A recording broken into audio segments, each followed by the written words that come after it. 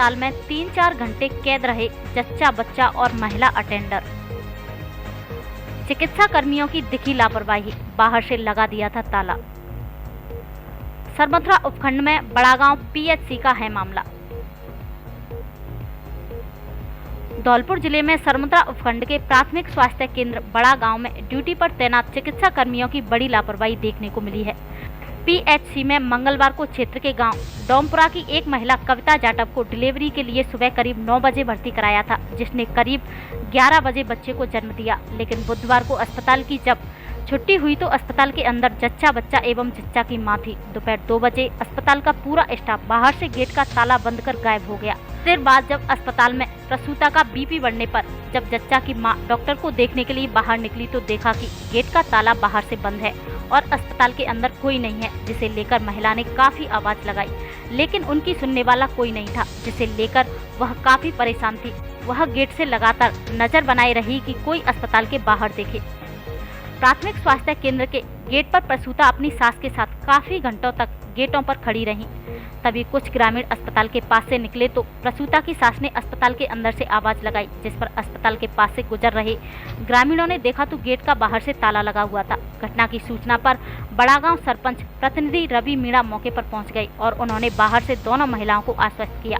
करीब 1 घंटे बाद पीएचसी के कर्मचारी मौके पर पहुंचे तथा ताला खोला और उन्हें बाहर निकाला गया। घटना के बाद ग्रामीणों की शिकायत के आधार पर धौलपुर से उच्चाधिकारियों की टीम ने बड़ागांव अस्पताल पहुंचकर मामले की जांच पड़ताल शुरू कर दी है।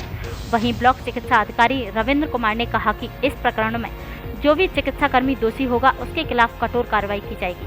तो आए करीब 2 बजे यहाँ हॉस्पिटल बंद करके चले गए डॉक्टर। कल जच्चा के बच्चा भी हुआ था। फिर उनको ये मालूम नहीं है कि इसमें कौन है कौन नहीं है। जब वो उनका बीपी आई होगा, चिल्ला रही थी बेचारे, गांव वाले आए, उन्होंने देखा। अब कितनी देर बाद इनका वो घर से ताला खुला है? 3 घंटे हो गए। अच्छा, 3 घंटे तक अब अंदर ही बंद रही? बिल्कुल 3 साढ़े 3 घंटे हो गए। तो डिलीवरी कल 11 बजे हुई थी और उसमें डिलीवरी उसी में आज तक अभी तक बंद है 3 बजे तक। और उसमें साक्षात्कार भी है और वीडियो भी बनी हुई है कि तारे गेट से ताला लगा हुआ है और पेशेंट उसके अंदर है।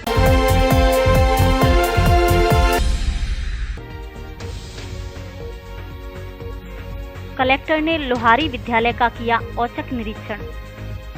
एमडीएम प्रभारी को निलंबित करने के दिए आदेश। जिला कलेक्टर अनिल कुमार अग्रवाल ने राजाखेड़ा उपखंड स्तरीय जन सुनवाई में जाते समय गुरुवार को सुबह 10:15 बजे राजकीय उच्च माध्यमिक विद्यालय लोहारी का निरीक्षण किया गया। निरीक्षण के दौरान प्रधानाचार्य को कहीं अन्यत्र ड्यूटी पर जाना बताया गया। निरीक्षण के दौरान मिड डे मील का सत्यापन करने पर पाया गया कि स्कूल में मिड डे मील योजना के तहत मेन्यू के अनुसार गुरुवार के दिन मध्याह्न भोजन में खिचड़ी दी जानी थी। छात्रों को मौके पर खिचड़ी परोसी जा रही थी। इस दौरान रसोई में जाकर देखा गया तो जिला कलेक्टर ने पाया कि 30-40 व्यक्तियों के खाने का आटा लगा हुआ था एवं आलू व पत्ता गोभी की सब्जी बनी हुई थी। इस बारे में जब मिड डे मील प्रभारी व कार्यवाहक प्रधानाचार्य से पूछा गया तो उन्होंने यह चतुर्थ श्रेणी कर्मचारी के लिए बनाया जाना बताया। ऐसा प्रतीत हुआ कि सभी कार्मिक छात्रों के लिए उपलब्ध एमडीएम में से ही भोजन करते हैं, जो सरकारी योजना के मूल्य उद्देश्य के विपरीत है। विद्यालय में पाई गई कई अन्य अनियमितताएं। मिड डे मील योजना के अनुचित उपयोग के अतिरिक्त निरीक्षण के दौरान अन्य कई अनियमितताएं पाई गईं। निरीक्षण के समय विद्यालय परिसर की सफाई नहीं की गई थी तथा विद्यालय के टॉयलेट्स गंदे पाए गए। ऐसा प्रतीत हो रहा था कि इनकी सफाई लंबे समय से नहीं हुई है। मिड डे मील के लिए भंडारण की व्यवस्था समुचित नहीं थी। जिस कमरे में भंडारण था उनके ऊपर निःशुल्क पाठ्य पुस्तक व अन्य सामग्री पड़ी हुई थी, जिससे सत्यापन नहीं हो सके। मिड डे मील के लिए संधारित रिकॉर्ड्स 9 मार्च 2023 से संधारित था, किंतु इस पर न तो किसी कक्षा अध्यापक प्रभारी और संस्था प्रधान के हस्ताक्षर थे। मिड डे मील योजना के लिए क्रय की जाने वाली सामग्री के स्टाफ पंजिका का संधारण सामग्रीवार नहीं किया जाकर बिलवार किया गया, जो अनुचित है, जिससे व्यय व शेष का सत्यापन नहीं हो सका। भंडार पंजिका के प्रथम पृष्ठ पर संस्था प्रधान का प्रमाणीकरण नहीं पाया गया। विद्यालय के कैशियर ओम प्रकाश सिंह यादव कनिष्ठ सहायक 28 जून से विद्यालय नहीं आ रहे हैं, जिनके कॉलम में 3 जुलाई की सीएल अंकित थी। शेष कॉलम रिक्त पाई गई। कैशियर विद्यालय में नहीं होने के कारण रोकड़ पंजिकाओं का अवलोकन नहीं हो सका। इसके अतिरिक्त मिड डे मील का चार्ज पंचायत शिक्षक को दे रखा है, जबकि विभाग के निर्देशानुसार अध्यापक के पास मिड डे मील का चार्ज होना चाहिए। एमडीएम में लापरवाही बरतने पर जिला कलेक्टर अनिल कुमार अग्रवाल ने एमडीएम प्रभारी को तत्काल निलंबित करने के आदेश दिए तथा संस्था प्रधान व अन्य संबंधितों के विरुद्ध अनुशासनात्मक कार्रवाई करने के निर्देश दिए। विद्यालय में पाई गई अनियमितताओं की जांच के लिए मुख्य ब्लॉक शिक्षा अधिकारी को जांच अधिकारी नियुक्त किया गया है। जांच अधिकारी को विद्यालय की संपूर्ण जांच कर 7 दिन में रिपोर्ट प्रस्तुत करने के निर्देश दिए गए।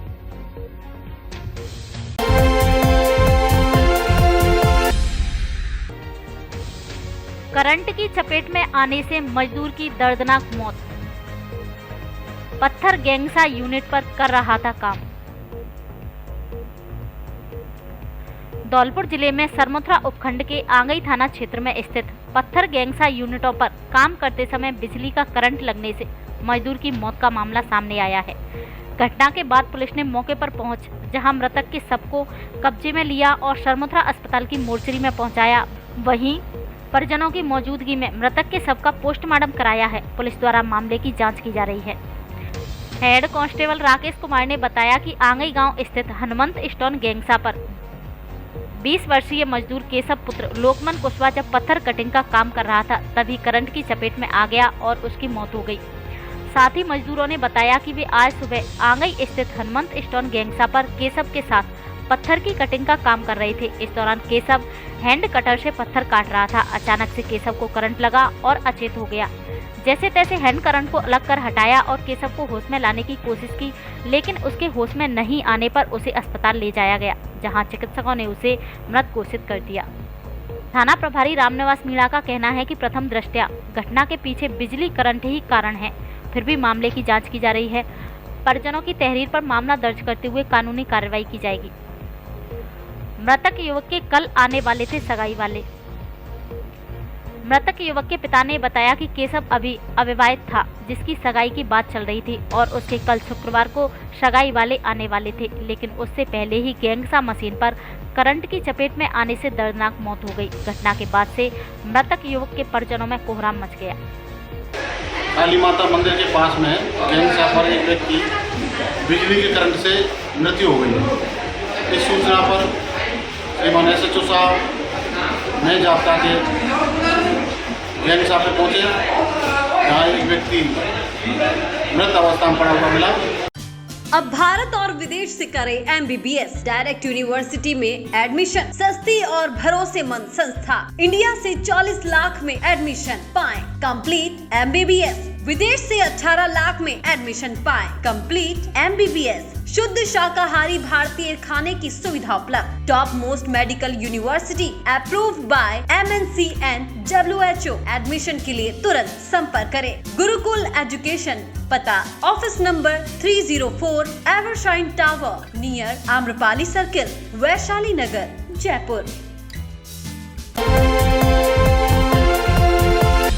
Saint Joseph international school Dholpur जिले का एकमात्र CBSE एफिलिएटेड विद्यालय, जहां सभी कक्षाएं फुल्ली AC और डिजिटल बोर्ड से संचालित हैं। कंप्यूटर लैब, लाइब्रेरी एवं प्रत्येक कक्ष CCTV मॉनिटरिंग से लैस। अनुभवी अध्यापकों द्वारा अध्यापन। सभी अध्यापक देश के अलग अलग जिलों से, जिनके रहने की व्यवस्था विद्यालय कैंपस में। बच्चों के लिए विद्यालय के अंदर हेल्दी वातावरण। यहाँ बच्चों को पढ़ाई के साथ साथ उनके मैनर्स और सेल्फ डिफेंस पर भी कार्य किया जाता है। प्रत्येक छात्र को उनकी प्रतिभा निखारने का मौका दिया जाता है। Physics, chemistry, biology and composite smart lab. Class PG से 10 तक के admission open. CBSE new Delhi से संचालित विद्यालय। पता Ashiana colony, jail road, Dholpur. फर्जीवाड़े का अस्पताल, लाखों रुपए के उठाए जा रहे फर्जी क्लेम। दलालों के सहारे चल रही निजी अस्पतालों का एक और काला कारनामा आया सामने। दलालों के सहारे चल रहे धौलपुर के निजी अस्पतालों ने एक तरह से फर्जीवाड़े की दुकान सी चला रखी है। इन अस्पतालों ने न केवल जिला अस्पताल धौलपुर के परिसर में अपने दलाल तैनात कर रखे हैं, जो यहां से मरीजों को बरगलाकर और झूठे वादे कर निजी अस्पतालों में ले जाते हैं, बल्कि यह अस्पताल पूरी तरह फर्जीवाड़े के अस्पताल हैं, जो फर्जी तरीके से दुर्घटना और बीमारी दिखाकर लाखों रुपए के बीमा कंपनियों से बिल के भुगतान हड़प रहे हैं। सूत्रों से मिली जानकारी के अनुसार धौलपुर शहर के गुरुद्वारा के पास स्थित एक निजी अस्पताल तो इसी फर्जीवाड़े से कई सालों से फल फूल रहा है। बताया जा रहा है कि यह अस्पताल जिला अस्पताल से दलालों के जरिए मरीजों को लाने का काम तो कम करता है, लेकिन दुर्घटना सहित अन्य तरह का स्वास्थ्य बीमा कराने वाले लोगों की तलाश में रहता है, जो फर्जी तरीके से सड़क दुर्घटना और बीमारी दिखाता है। इसके बाद बीमा कंपनी में दावा कर फर्जी तरीके से लाखों रुपए के बिल उठाए जाते हैं। बताया जाता है कि नाम किसी मरीज का होता है और एक्सरा किसी दूसरे मरीज का लगाया जाता है। इसके अलावा फर्जी तरीके से प्लास्टर चढ़ा के या प्लास्टर चढ़ा हुआ दूसरे का फोटो और अस्पताल में फर्जी मरीज के फर्जी फोटो भी दिखाए जाते हैं। वहीं दवाओं के हजारों रुपए के फर्जी बिल बनाए जाते हैं। इस तरीके से ये अस्पताल इस गोरख धंधे से ही फल फूल रहा है। बताया जा रहा है कि अस्पताल की मूल कमाई यही गोरख धंधा है। सूत्रों की माने तो अस्पताल के इस काले कारनामे की बीमा कंपनियों के एजेंटों को भी पता है, लेकिन बताया जाता है कि बीमा कंपनियों के एजेंट को भी इसमें से कुछ हिस्सा मिलता है। फर्जी क्लेम उठाकर होता है पैसों का बंटवारा। सूत्रों से मिली जानकारी के अनुसार गुरुद्वारा धौलपुर के पास स्थित ये निजी अस्पताल लोगों से फर्जी क्लेम उठाने के बदले 50-50% पर क्लेम की राशि तय करता है। इसमें मरीजों को फर्जी तरीके से भर्ती दिखाया जाता है और फर्जी तरीके से उसके एक्सरे दिखाए जाते हैं और फ्रैक्चर दिखाकर फर्जी तरीके से ही प्लास्टर किए जाते हैं, जिसके बाद जो क्लेम की राशि आती है उसमें से आधे पैसे अस्पताल संचालक लेता है और आधे पैसे संबंधित मरीज को दिए जाते हैं। बताया जाता है कि इसमें से कुछ सेवा शुल्क बीमा कंपनियों के प्रतिनिधियों को भी दी जाती है। जिला अस्पताल में सीसीटीवी कैमरे लगने का कार्य शुरू। फास्ट ट्रैक द्वारा पिछले कई दिनों से निजी अस्पताल के काले कारनामों के खिलाफ लगातार मुहिम चलाई जा रही है। इसके बाद जिला अस्पताल धौलपुर का प्रशासन सख्त हो गया है। आज से जिला अस्पताल परिसर में सीसीटीवी कैमरे लगने का कार्य शुरू हो गया है, ताकि अस्पताल परिसर में तैनात रहने वाले निजी अस्पतालों के दलालों को पकड़ा जा सके और सीसीटीवी कैमरे के माध्यम से पर्याप्त सबूत जुटाकर इन्हें जेल की सलाखों के पीछे भेजा जा सके। जिला अस्पताल के पीएमओ डॉक्टर समरवीर सिंह सिकरवार ने बताया कि गुरुवार से सीसीटीवी कैमरे लगने का कार्य शुरू हो गया है। जल्दी यह कार्य पूरा हो जाएगा। पूरे अस्पताल परिसर को कैमरों की निगरानी में रखा जाएगा, ताकि दलालों को आसानी से पकड़ा जा सके।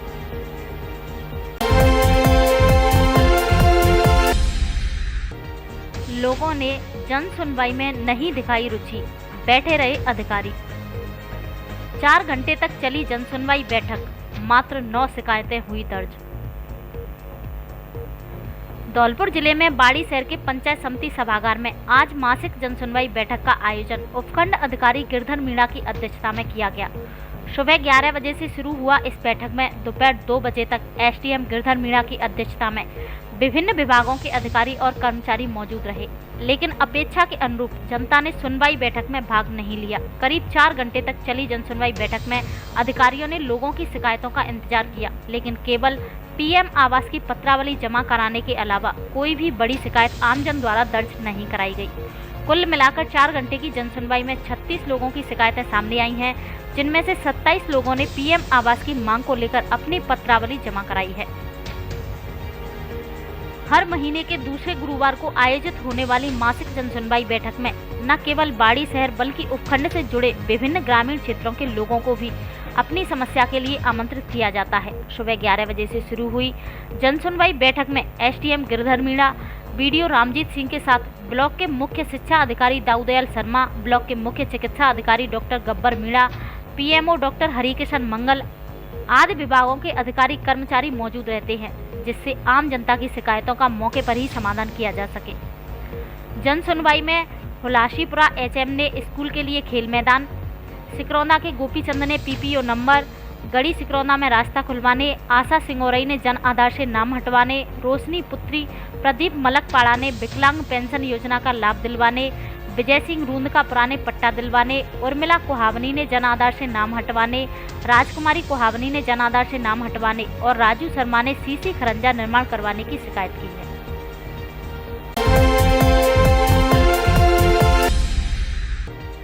आप पार्टी के कार्यकर्ताओं ने किया डोर टू डोर जनसंपर्क, लोगों की समस्याओं से हुए रूबरू। धौलपुर की राजनीति में मजबूत तीसरे विकल्प के रूप में आम आदमी पार्टी अपने सक्रिय चुनावी मिशन मोड में आ गई है। इसी क्रम में पार्टी के कार्यकर्ताओं ने धौलपुर विधानसभा के गांव फालकापुरा, लायनकापुरा, खेड़ा, सरानी, जाकी, उमरारा, भिलगवा, रजईकापुरा, चांदपुर, फौंदेकापुरा, सूरजपुरा और धौलपुर नगर परिषद के वार्ड क्रमांक 15 झोरकापुरा में डोर टू डोर जाकर जनसंपर्क किया और जनसंवाद किया। गांव गली की चौक चौपालों पर आप पार्टी की रीति नीति का प्रचार प्रसार किया एवं लोगों की परेशानियों को सुना। दिल्ली और पंजाब सरकार द्वारा किए जा रहे जनहित के कार्यों को पंपलेट बांटकर लोगों को अवगत कराया। जिला अध्यक्ष मुबीन अहमद फारूकी ने बताया कि आगामी विधानसभा चुनाव के संदर्भ में वार्ड कमेटी और गांव कमेटी बनाई जा रही है, जिनका उद्देश्य गांव की समस्याओं को बड़े व्यापक पैमाने पर संबंधित विभाग के कर्मचारियों और अधिकारियों की ओर से राजस्थान सरकार का ध्यान आकर्षित कराना है। यदि समस्याएं दूर नहीं हुई तो जन आंदोलन के जरिए सरकार पर दबाव बनाया जाएगा। आम आदमी पार्टी राजस्थान के सभी 200 विधानसभा में चुनावी प्रक्रिया में भाग लेने की पहले की घोषणा कर चुकी है। इस दौरान आप पार्टी के एडवोकेट ओपी त्यागी, सोमवीर तोमर, पंकज शर्मा, शब्बीर खान, दुर्गा शरण दुबे, उवैद, राज मिर्जा, नबील, आविद खान, शंकर सिंह कुशवाहा, संजीव कुमार आदि मौजूद रहे।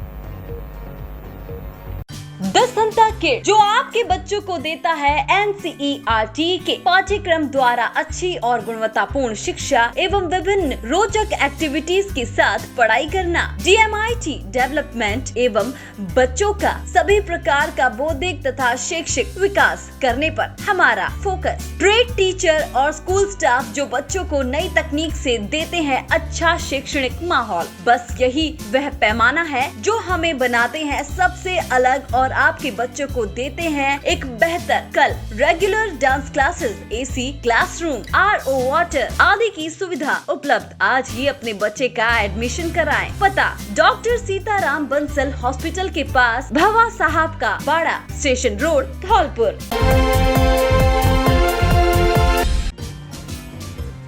सनातन धर्म उच्च माध्यमिक विद्यालय, जहां बच्चों को शिक्षा के साथ दिए जाते हैं अच्छे संस्कार। इस वर्ष 10वीं कक्षा में तुष्टि तिवारी के 95%, शुभम चौधरी 93%, ब्रिजमोहन गुर्जर और ब्रिजराज गुर्जर ने 91% अंक हासिल किए। 12वीं कक्षा में जतिन बघेल ने 99%, नेहा सिसोदिया ने 93%, पलक तिवारी और मनमोहन ने 91% अंक प्राप्त किए। अधिकांश छात्र छात्राएं फर्स्ट डिवीजन पास। विगत कई वर्षों से लगातार अच्छा परीक्षा परिणाम देने वाला एकमात्र संस्थान। संकाय जीव विज्ञान, गणित, कृषि विज्ञान एवं कला वर्ग, हिंदी एवं अंग्रेजी माध्यम, कक्षा नर्सरी से 12वीं तक प्रवेश प्रारंभ। RTE के तहत कक्षा फर्स्ट में प्रवेश निःशुल्क। व्यवस्थापक राजेश शर्मा, डॉक्टर सुभाष चंद्र शर्मा, ब्रजेश त्यागी, डॉक्टर संजय शर्मा। पता नालावाला रोड, गंगा सिंह की चक्की के पास, जगदीश तिराहा, धौलपुर। भारतीयों के लिए पर्यटन का केंद्र बन रहा नेपाल का पशुपतिनाथ मंदिर। कार्यकारी निदेशक खतेवड़ा ने साझा किए अपने विचार। बोले, पर्यटन बढ़ावे को लेकर दोनों देशों की सरकार को करनी चाहिए वार्ता। भारत के पड़ोसी देश नेपाल में जहां भगवान शिव का विश्व प्रसिद्ध श्री पशुपतिनाथ मंदिर स्थित है, वहीं चंद्रावेली, पोखरा आदि ऐसे कई पर्यटक स्थल हैं जिन्हें देखने के लिए पर्यटक दूसरे देशों से नेपाल जाते हैं। पर्यटकों में भारत देश के पर्यटकों की संख्या ज्यादा है। इसको लेकर नेपाल सरकार भी इन पर्यटन स्थलों पर पर्यटकों को बढ़ावा देने के लिए लगातार कार्य कर रही है। पर्यटकों को बढ़ावा कैसे मिले और अधिक से अधिक पर्यटक नेपाल पहुंचे, इसके लिए पशुपति क्षेत्र विकास कोष का भी गठन किया गया है, जिसके कार्यकारी निदेशक डॉक्टर घनश्याम खतेवड़ा मॉनिटरिंग भी कर रहे हैं। नेपाल के पर्यटन स्थलों के बारे में बात करते हुए कार्यकारी निदेशक डॉक्टर घनश्याम खतेवड़ा ने बताया कि नेपाल के पशुपतिनाथ मंदिर पर दर्शन के लिए पड़ोसी देश भारत से सबसे अधिक हिंदू पर्यटक पहुंचते हैं। आराध्य देव पशुपतिनाथ के दर्शन सुगमता से हो सकें, इसके लिए स्थानीय स्तर पर पूरी सुविधाएं मुहैया कराई जाती हैं। खतेवड़ा का कहना है कि भारत देश से नेपाल के मित्रवत व्यवहार हैं और पशुपतिनाथ मंदिर के दर्शन के लिए भारत देश से प्रत्येक नागरिक को एक बार नेपाल जरूर आना चाहिए। जब पर्यटक एक दूसरे देश में जाएंगे तो कहीं ना कहीं मित्रवत व्यवहार और अधिक बनेगा। नेपाल सरकार वैसे तो सभी पर्यटकों के स्वागत करने के लिए तैयार है, क्योंकि नेपाल देश भारत से हर हिसाब से काफ़ी छोटा है और उनके पास सुविधाएं भी सीमित हैं। लेकिन नेपाल सरकार अल्प सुविधाओं में बेहतर इंतजाम कर पर्यटकों को अपनी ओर आकर्षित करने का पुरजोर प्रयास कर रही है। नेपाल में पर्यटन की जितनी भी संभावना है उन्हें और अधिक डेवलप किया जा रहा है। नेपाल के पर्यटक स्थलों की बात करें तो यहाँ कई पर्यटक स्थल है। यहाँ सभी पर्यटक स्थलों को घूमने में कम से कम 15 दिन का समय लगेगा। तो यकीनन नेपाल के टूरिज्म में काफ़ी डेवलपमेंट होगा, क्योंकि नेपाल के लोगों का मुख्य व्यवसाय पर्यटन से जुड़ा हुआ है, उसमें भी बढ़ोतरी होगी। भारत का कोई भी नागरिक, चाहे वह किसी भी देश में रह रहा हो, वह घूमने के लिए नेपाल में आना चाहता है तो उनके लिए वीज़ा की आवश्यकता नहीं होती। फिर भी अगर किसी पर्यटक को नेपाल आने में वीज़ा और परमिशन की समस्या आएगी तो नेपाल सरकार ऐसे लोगों के लिए उन समस्याओं का भी हल निकालने के लिए पूरी तरह से तैयार है। भारत और नेपाल के मित्रवत संबंध। कार्यकारी अध्यक्ष ने बताया कि दोनों सरकारों को पर्यटन को बढ़ावा देने के लिए इस पर बात करनी चाहिए और पर्यटकों को बढ़ावे के लिए उन्हें मिलने वाली सुविधाओं के लिए साझा कार्यक्रम बनाकर आगे आना चाहिए, जिससे कि दोनों ही देशों के पर्यटक स्थल डेवलप हों और पर्यटकों को भी दोनों देशों को घूमने में सहूलियत हो। वहीं पशुपतिनाथ क्षेत्र विकास बोर्ड और भारत के मंदिरों मठों के बीच में भी वार्ता होनी चाहिए, जिससे धार्मिक पर्यटकों को दोनों देशों में आने जाने में किसी भी प्रकार की असुविधा ना हो। नेपाल सरकार की ओर से भारत के मठ, मंदिर और ट्रस्ट के साथ एक्सचेंजिंग कार्यक्रम डेवलप किया जाना चाहिए, जिससे नेपाल और भारत के बीच में एक दूसरे के धार्मिक स्थलों के बारे में जानकारी साझा की जा सके और एक दूसरे के इतिहास पर भी चर्चा हो सके। इसके लिए नेपाल सरकार प्रयासरत है। देवादिदेव आराध्य देव भगवान श्री पशुपतिनाथ के मंदिर में भारत से, हमारा मित्र राष्ट्र भारत से जितने भी पर्यटक आते हैं वो सभी हिंदू पर्यटक विशेष तौर पे यहाँ आते हैं। उन लोगों के लिए यहाँ दर्शन के लिए, परिक्रमा के लिए जो सुविधाएं हैं वो यहाँ के व्यवस्था के मुताबिक है, लेकिन जो भक्त यहाँ आएंगे उनकी ओर से यहाँ का स्पिरिचुअल टूरिज्म डेवलप हो रहा है।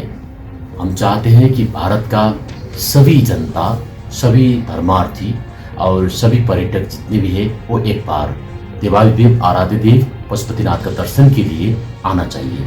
हम वो सभी लोगों के लिए स्वागत करने के लिए तैयार है। हमारे ओर से जितनी सेवा सुविधाएं हैं वो थोड़ा है, छोटा है, लेकिन कृष्ण के आगे कनिका समान है, वो उनको स्वीकार करना चाहिए।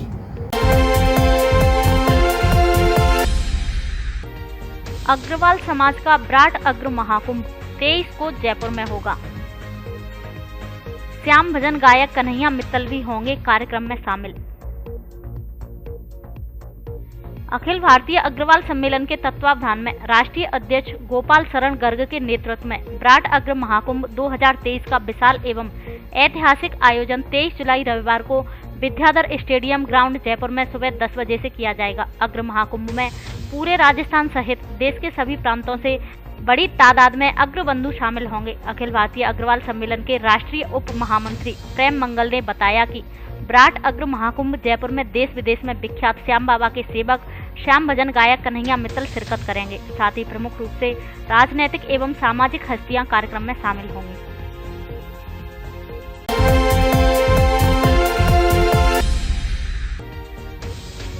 आंगनवाड़ी कर्मी धरना एवं ज्ञापन के माध्यम से रखेंगी अपनी समस्याएं। आंगनवाड़ी कर्मचारी संघ की कार्यकारी अध्यक्ष सुनीता कुशवाहा ने बताया, 14 जुलाई को आंगनवाड़ी कर्मियों की समस्याओं को लेकर प्रधानमंत्री के नाम जिला कलेक्टर को ज्ञापन दिया जाएगा। ज्ञापन के लिए 5 परियोजनाओं में सूचना के लिए बसेड़ी परियोजना में बसेड़ी की अध्यक्ष रूबी परमार, बाड़ी में माया शर्मा, ओमवती गुर्जर, ममता अग्रवाल, सुमन, सैंपऊ में लोहरी देवी, यशोदा, शीतल, सीमा राणा, धौलपुर ग्रामीण में संजू सारस्वत, रामबेटी लीना लहरी, बिमलेश, धौलपुर सिटी में माधवी राणा, सरोज चंदेल, सरोज शर्मा, मधु राधा बिहारी, मंजू रजक, स्नेहलता, मीनू, उमा राजपूत, सरोज चंदेल, ज्योति वर्मा आदि को जिम्मेदारी दी गई है। धरने में भारतीय मजदूर के असंगठित क्षेत्र आंगनवाड़ी के प्रभारी महेंद्र सिंह गुर्जर तथा संगठन मंत्री लज्जाराम गुर्जर उपस्थित रहेंगे। ज्ञापन में बकाया मानदेय तथा मकान किराया, मोबाइल रिचार्ज, पीएमवाई आदि बकाया भुगतान तथा सेंटरों का बढ़ा हुआ किराया लागू करवाने, बजट में आंगनवाड़ी कर्मियों को रिटायरमेंट पर 2-3 लाख रुपए की घोषणा की थी, उसे तुरंत प्रभाव से लागू करवाने आदि मांगे रखी जाएंगी। बाकी सूचना देते हुए आंगनवाड़ी कर्मचारी संघ की कार्यकारी अध्यक्ष सुनीता कुशवाहा ने क्या कहा, सुने उन्हीं की जुबानी। समस्त आंगनवाड़ी कर्मियों को सूचित किया जाता है कि दिनांक 14 जुलाई 2023 को दोपहर 1 बजे जिला कलेक्ट्रेट कार्यालय धौलपुर पर मानदेय, मकान किराया, मोबाइल रिचार्ज, PMI बकाया भुगतान को लेकर एवं रिटायरमेंट पर जो 2-3 लाख देने की घोषणा हुई है, लेकिन उसके बाद भी आज तक कोई भी आदेश नहीं हुए हैं। इसके लिए जो आंगनवाड़ी कर्मी ज़्यादातर रिटायर होने जा रहे हैं, उन लोगों के लिए ये धरना हमें देना है और इन सभी मांगों को लेकर धरना और ज्ञापन दिया जाएगा। इस धरने में सभी बहनों को ज़्यादा से ज़्यादा संख्या में आना है। सभी बहनों से अनुरोध है कि 1 बजे जिला कलेक्ट्रेट कार्यालय पर आकर अपने धरने को सफल बनाएं। धौलपुर का सर्वश्रेष्ठ शिक्षण संस्थान AVM convent school, kids international play school, Ghantaghar road एवं AVM international school, Giriraj colony, Dholpur. यहाँ है बेहतर गुणवत्तापूर्ण शिक्षा, आधुनिक तकनीक, मजबूत इंफ्रास्ट्रक्चर, शानदार AC क्लासरूम, लाइब्रेरी, सुसज्जित लैब, ऑडिटोरियम, अनुशासित व हरियाली युक्त वातावरण एवं खेल मैदान, NCC, स्काउट, NSS, योगा, संगीत, नृत्य क्लास और जुड़े कराटे, स्केटिंग क्लासेस। हमारा उद्देश्य संस्कार के साथ शिक्षा प्रदान करना है। संस्कारवान प्रगतिशील विद्यार्थियों में रियल वर्ल्ड प्रॉब्लम सॉल्व करने की क्षमता उत्पन्न करता है। बेस्ट फैकल्टी CBSE मान्यता प्राप्त कॉन्वेंट एवं AVM international school fully AC व स्मार्ट क्लासेस युक्त है। गिरिराज कॉलोनी नवीन शाखा में भी प्रवेश प्रारंभ हो चुके हैं। कृपया श्रेष्ठ शिक्षा की ओर कदम बढ़ाएं व अपने बच्चों के सुनहरे भविष्य को बनाएं। धौलपुर जिले में सबसे ज्यादा मेरिट देने वाला एकमात्र विद्यालय शारदे विद्यापीठ एवं शारदे कॉन्वेंट स्कूल। यहाँ बच्चों को मिलेगी गुणवत्तापूर्ण शिक्षा एवं मजबूत इंफ्रास्ट्रक्चर। शानदार क्लासरूम केवल शिक्षा ही नहीं बल्कि बच्चों में संस्कार भी पैदा करता है। जिले की टॉप फैकल्टी सिर्फ शारदे विद्यापीठ में उपलब्ध। इस वर्ष कक्षा 10th में अमन दुबे ने 97%, रिया शर्मा 95%, रुचि दुबे 95%, विवेक गुर्जर 94%, कक्षा 12वीं कला वर्ग में तनु परिहार ने 94%, योगिता शुक्ला ने 92%, रामब्रज बघेल ने 92%, विज्ञान वर्ग में कंचन शर्मा ने 92%, वाणिज्य वर्ग में सुहारिया खान व अदिति शर्मा ने 91% अंक प्राप्त कर धौलपुर जिले में टॉप किया। नर्सरी से कक्षा 12वीं तक पता गौशाला कॉलोनी, धौलपुर। एडमिशन ओपन, सीमित सीटें, शीघ्र संपर्क करें। प्रधानाचार्य TD चौधरी, व्यवस्थापक संग्राम पंडित, शारदे मस, बाकी सब बस।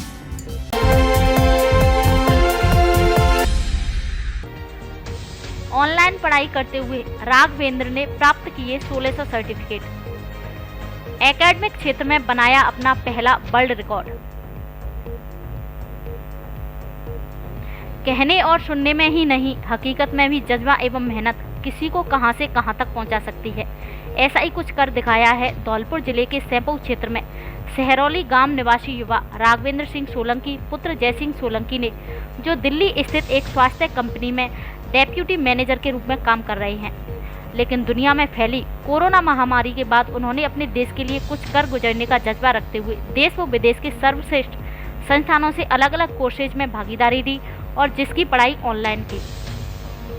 सोलंकी ने बताया कि यह सिलसिला कोविड के बाद स्टार्ट हुआ। लॉकडाउन में देश के शिक्षा संस्थान बंद किए जा रहे थे, तब उन्हें समझ नहीं आ रहा था कि आगे की कैसे पढ़ाई की जाए। एक दिन उनके दोस्त के कहने पर उन्होंने ऑनलाइन तरीके से आगे पढ़ाई का जरिया चुना। लगातार पढ़ाई करते रहने से पता ही नहीं चला कि कब उन्होंने 1600 सर्टिफिकेट पूरे कर लिए। अभी भी अपनी पढ़ाई जारी रखे हैं। सोलंकी ने बताया कि उनकी इस पढ़ाई का फायदा न केवल कोविड महामारी के समय हुआ, बल्कि अभी भी लोगों को वो फ्री में एजुकेट कर रहे हैं, उन्हें गाइड कर रहे हैं। सोलंकी ने अभी इंडियन बुक ऑफ रिकॉर्ड में अपना पहला वर्ल्ड रिकॉर्ड एकेडमिक क्षेत्र में बनाया है। सोलंकी ने यह भी बताया कि वो आगे चलकर अपनी इस उपलब्धि को जल्द ही गिनीज वर्ल्ड रिकॉर्ड में दर्ज करने के लिए आवेदन करेंगे। पर्यावरण संरक्षण एवं शुद्ध वातावरण के लिए पौधारोपण जरूरी, भार्गव।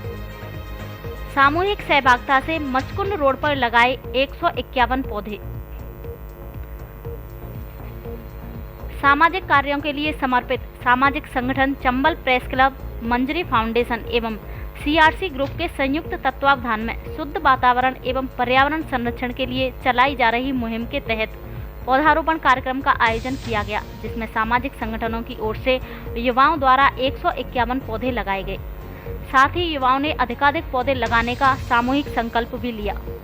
कार्यक्रम के मुख्य अतिथि वरिष्ठ अधिवक्ता एवं एक्सप्रेस क्लब के अध्यक्ष अतुल कुमार भार्गव ने कहा कि पर्यावरण संरक्षण एवं शुद्ध वातावरण के लिए पौधारोपण करना अत्यंत आवश्यक है। मंजरी फाउंडेशन के प्रबंध निदेशक संजय शर्मा ने कहा कि वृक्षों की कमी एवं प्रदूषण के चलते जहरीले होते वायुमंडल में ऑक्सीजन सहित अन्य उपयोगी गैसों की मात्रा वृक्षों की कमी से लगातार बढ़ रही है, जो मानव जीवन के लिए बेहद खतरनाक है। इसे रोकने के लिए हमें निरंतर पौधारोपण करने की आवश्यकता है।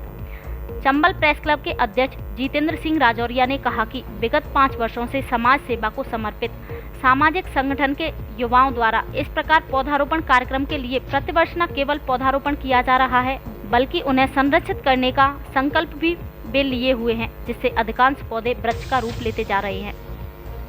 कार्यक्रम को आरसीए के पूर्व सचिव सौमेंद्र तिवारी, सीआरसी ग्रुप के वरिष्ठ उपाध्यक्ष भावेंद्र लाल संतानिया ने भी संबोधित किया।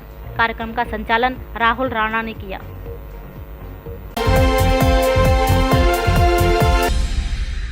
अनूप अस्थाना बने बीएसएफआई के राष्ट्रीय वरिष्ठ उपाध्यक्ष। धौलपुर जिले के खेल प्रेमियों ने दी बधाई।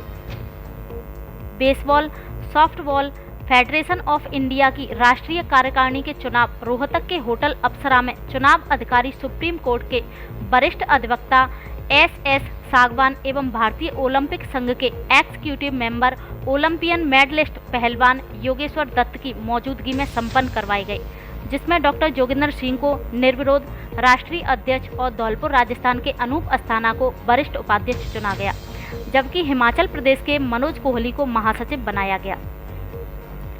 इस अवसर पर डॉक्टर अस्थाना ने बताया कि बेसबॉल सॉफ्टबॉल पूरी दुनिया के शीर्ष लोकप्रिय खेलों में से एक है। यह खेल विश्व के लगभग 170 देशों में खेला जाता है। बेसबॉल सॉफ्टबॉल अमेरिका का राष्ट्रीय खेल है। भारत में भी लंबे समय से यह खेल खेला जाता रहा है। दुनिया के समृद्ध देशों में से बेसबॉल सॉफ्टबॉल की खासी लोकप्रियता है। कैरियर के रूप में इस खेल में खूब पैसा है।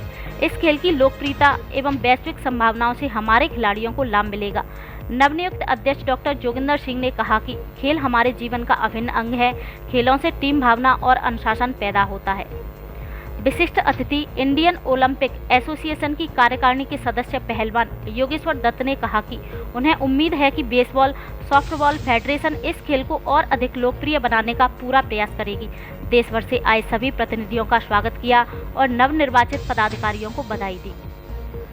डॉक्टर अस्थाना के वरिष्ठ उपाध्यक्ष बनने पर राजस्थान ओलंपिक के अध्यक्ष अरुण सारस्वत, राजस्थान तीरंदाजी संघ के सचिव सुरेंद्र सिंह गुर्जर, धौलपुर बार एसोसिएशन के अध्यक्ष गौरव शर्मा, धौलपुर ओलंपिक एसोसिएशन के अध्यक्ष उपेंद्र दत्त शर्मा, पूर्व प्रधान मोनू जादौन, वरिष्ठ नेता प्रशांत हुंडावाल, विवेक सिंह बोहरा, हॉकी धौलपुर के सचिव रणवीर परमार, रोटेरियन गौरव अग्रवाल, अंकित अग्रवाल, डॉक्टर निखिल अग्रवाल, कोच शशांक कौशिक, नीरज त्यागी, संघ के कोषाध्यक्ष विजय दिवाकर आदि ने हर्ष व्यक्त करते हुए बधाई दी। देश के उच्च शिक्षण संस्थान में शामिल कमला महाविद्यालय धौलपुर, जहां कॉलेज के अध्यक्ष डॉक्टर रामरज लाल शर्मा के कुशल नेतृत्व में विद्यार्थियों में शिक्षा के साथ गढ़े जाते हैं अच्छे संस्कार। वर्ष 2003 से लगातार ऊंचाइयों को छूने वाला एवं अच्छा परीक्षा परिणाम देने वाला जिले का एकमात्र कॉलेज, 3 मंजिला विशाल कॉलेज भवन, स्मार्ट क्लासरूम, रसायन, जंतु विज्ञान, वनस्पति विज्ञान, भूगोल, भौतिकी की स्मार्ट प्रयोगशालाएं, कंप्यूटर लैब, पुस्तकालय, शुद्ध पेयजल, खेलकूद के लिए पर्याप्त स्थान, स्मार्ट लाइब्रेरी में सभी तरह की पुस्तकें उपलब्ध, राजस्थान सरकार से स्थायी मान्यता प्राप्त एवं महाराजा विश्वविद्यालय भरतपुर से स्थायी संबद्धता, कला स्नातक, विज्ञान स्नातक के साथ भूगोल व रसायन विज्ञान में पीजी कक्षाएं संचालित, छात्राओं के लिए पूरी तरह सुरक्षित एवं अनुशासित वातावरण, कॉलेज के मुख्य गेट पर कड़ी सुरक्षा व्यवस्था। सत्र 2022-23 में राष्ट्रीय एवं अंतर्राष्ट्रीय संगोष्ठी का किया गया आयोजन, स्कॉलरशिप की सुविधा उपलब्ध। कॉलेज प्राचार्य डॉक्टर PS तिवारी के नेतृत्व में जिले के धुरंधर व्याख्याताओं की टीम, शीघ्र ही नेक ग्रेड प्राप्त होने की संभावना, प्रवेश प्रारंभ, सीमित सीटें, शीघ्र संपर्क करें। अध्यक्ष डॉक्टर रामरज लाल शर्मा, निदेशक डॉक्टर राजेश शर्मा, प्राचार्य डॉक्टर PS तिवारी, पता गिरिराज कॉलोनी, छोटी रेलवे लाइन के पास, GT रोड, धौलपुर।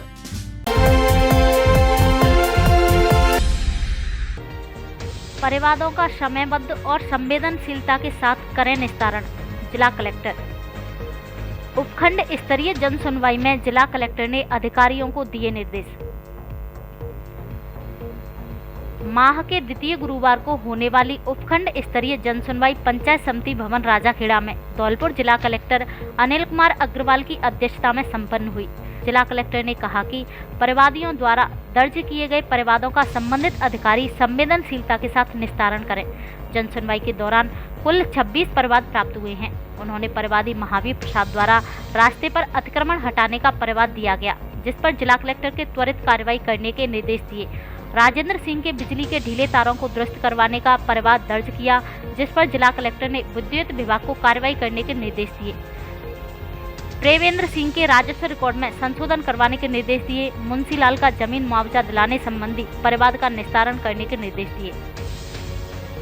जिला कलेक्टर ने संबंधित अधिकारियों को त्वरित कार्रवाई करने के निर्देश दिए। सचिन द्वारा दिव्यांग प्रमाण पत्र बनवाने का परिवाद दिया, जिस पर जिला कलेक्टर ने मुख्य चिकित्सा एवं स्वास्थ्य अधिकारी को समुचित कार्रवाई के निर्देश दिए।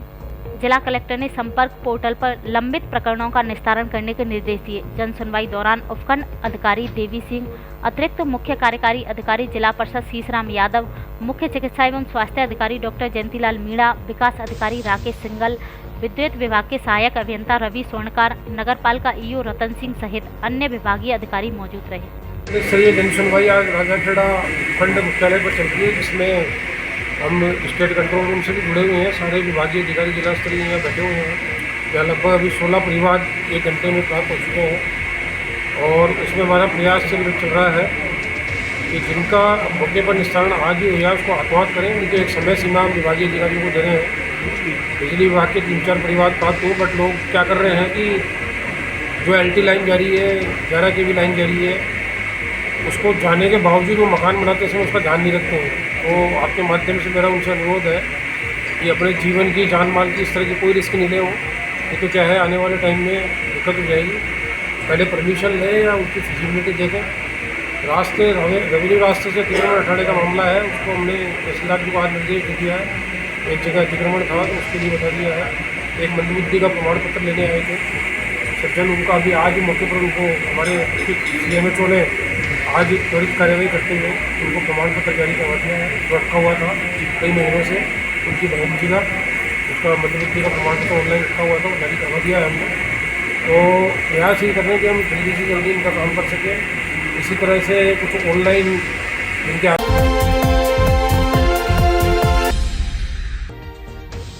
नई शिक्षा नीति व निपुण भारत मिशन पर की गई चर्चा। महात्मा गांधी राजकीय विद्यालय में नई शिक्षा नीति 2020 एवं निपुण भारत मिशन पर चर्चा कर विद्यार्थियों और शिक्षकों में समझ विकसित की गई।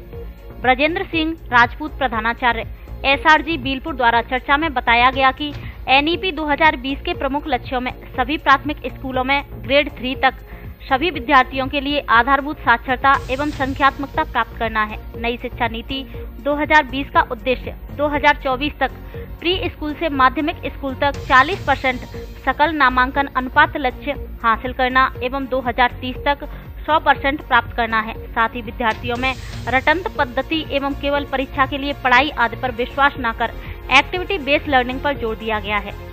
निपुण भारत मिशन 2023 को भारत सरकार के शिक्षा मंत्रालय ने शिक्षा के क्षेत्र में विकास के लिए 5 जुलाई 2023 में प्रारंभ किया। इस योजना के माध्यम से सत्र 2026-27 तक कक्षा 3 अर्थात ग्रेड 3 के अंत तक के प्रत्येक बच्चे को पढ़ने, लिखने व अंकगणित की समझ विकसित करना है। इसके क्रियान्वयन में 5 स्तरीय तंत्र स्थापित किया जाएगा, जो राष्ट्रीय, राज्य, जिला, ब्लॉक, स्कूल स्तर तक होगा, जिससे संचालन प्रभावी ढंग से हो सके।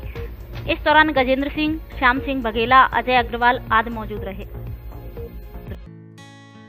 धौलपुर जिले की दिन भर की खबरें शाम को ही अपने मोबाइल पर देखने तथा जिले की बड़ी घटनाओं का तुरंत अपडेट प्राप्त करने के लिए हमारे चैनल को सब्सक्राइब करें और बेल आइकन दबाएं।